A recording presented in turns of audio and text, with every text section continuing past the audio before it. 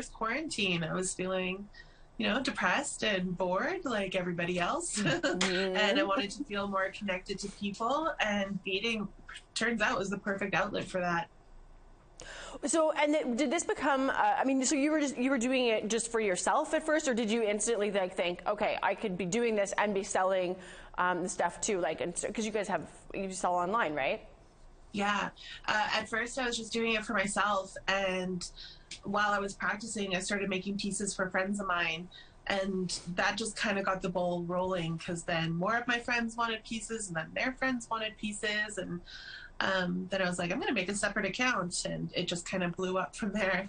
Were you laid off at the time? Because I know a lot of people, because of COVID, were at home, and so they were kind of forced into finding other businesses. Is that the case for you, or was it that you were working and this was just a kind of when you had spare time thing, and it turned into something more? Yeah, I had actually lost my job this summer before. I'd become disabled, and I was a restaurant server for about 15 years. Oh. And you can't do that if you can't walk very well, unfortunately. So I had actually gone back to school, and I was studying women and gender studies and Indigenous studies. And when the quarantine happened, I was still in classes. But those were kind of tough online. So beading really kind of took over everything. Yeah. Noel, what's your role in the business? Like her chief assistant, Beader. I was the first person that started working with her, and kind of the same thing happened for me with COVID, like being in the workforce. I was in working with the public, and it was just a little bit too much at the time, especially with the lack of information that was going around. So I stopped working there, and then she asked me to start working for her, so I did. So your sister's your boss. Has that been the case your whole life, or is this new? It's been the case a couple times, so it's not terribly new. We've worked in a lot of places together. Oh, really? That's yeah. Cool. I don't know if me and my brother could work together. It's not for everyone, that's for sure. Okay, so let's get, I love the backstory of all of this, but then how do you go from 2 years ago, start beading during COVID to, now I'm showing at Paris Fashion Week just casually? Yeah, it feels pretty unreal to me, but we started partnering with this store in New York called Flying Solo, and they're a retail space, and they feature new and upcoming designers, independent designers, and they have a little showroom for celebrity stylists and stuff to come pick out pieces and everything. So their scouter found me on Instagram and asked me if I wanted to participate, and I was like, yes. And then 2 weeks after we got our retail space there, she messaged me again, and she's like, hey, we had somebody drop out of Paris Fashion Week. Do you want to take over their spot? And obviously, yes. Yeah. Yeah. But that's just, was this a dream of yours at some point? It kind of sounds like this just came out of nowhere, but it's certainly an opportunity nobody's going to turn down, right? Yeah, it felt like it came out of nowhere. I am obsessed with Fashion Week. I love fashion shows. Project Runway is one of my favorite shows of all time. But I never in 1,000 trillion years could have ever imagined that I would participate in something like that. That to me was just so far out of my realm that there is no way that I could have even thought that this would be, an option ever. Oh, that's crazy. So yeah. Well, so also on this show is Sheila Tucker. She's from Yellow Quill First Nation in Saskatchewan. She's living down in Arizona. She married down there. She's going to Paris Fashion Week too, and it's the same thing. It's flying solo. And she'd applied to go. She's got like these beautiful fedoras, this funky fascinator, purses. So I'm like two prairie girls are going to be running into each other down there. Like, how cool is that? I think that's amazing. I love that there's Indigenous representation at Paris Fashion Week. I feel like you don't see a lot of beadwork and stuff there, although I could be wrong. Somebody was telling me about some old Versace clothes that had beading on it, but I don't know if it was necessarily done by Indigenous people. But it's just so cool to have representation there, and just to have like I feel like family there. Even though we don't know each other, it's still, you know, one of ours. So I'm very excited. I want to come too.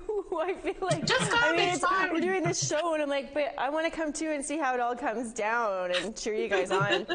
My mind would just be blown. And I love you saying that, you know, Project Runway is one of your things. When I talked with Sheila Tucker, who I said is going down there, we were both like obsessed with Fashion File when we were younger, because, you know, kind of kids of the 90s sort of thing. And it was like, I could still like hear that theme song, you know, and Jeannie Becker was just the coolest thing. And so she like, you know, was awesome. I loved her too. Right? Yeah. And so then to be, you know, obsessed with those kinds of things as like a teen or in your early 20s, and then it's like now, you know, for Sheila to get her head around, like, I'm going to be part of something that I watched forever and never would have imagined.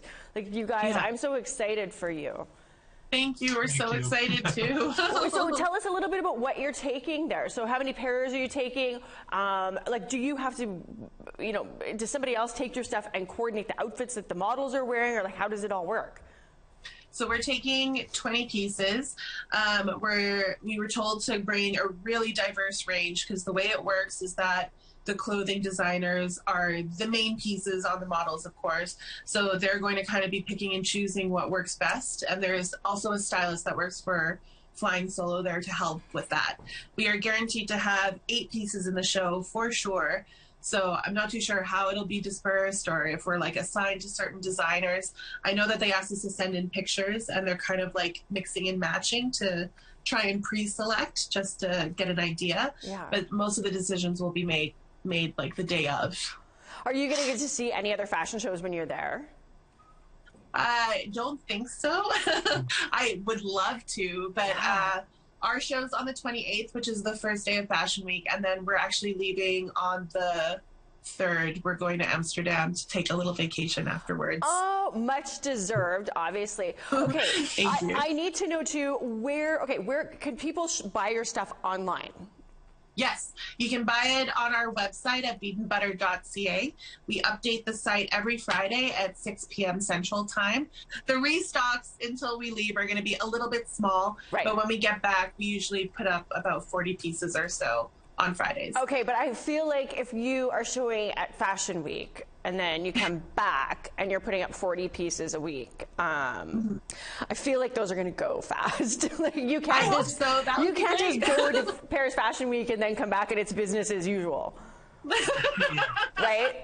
That's what we're kind of hoping, because right now all of our business is primarily done on Instagram, and Instagram is such a finicky kind of thing. So I would really love for everything to just be a little more stable, so we can really take on some bigger projects and do some really cool stuff. Oh my gosh. Where can we watch the fashion show? Is there somewhere online that we can do it, do you know? I know Flying Solo on their Instagram is doing live Instagrams while they're there. So they'll be showing the fashion show live.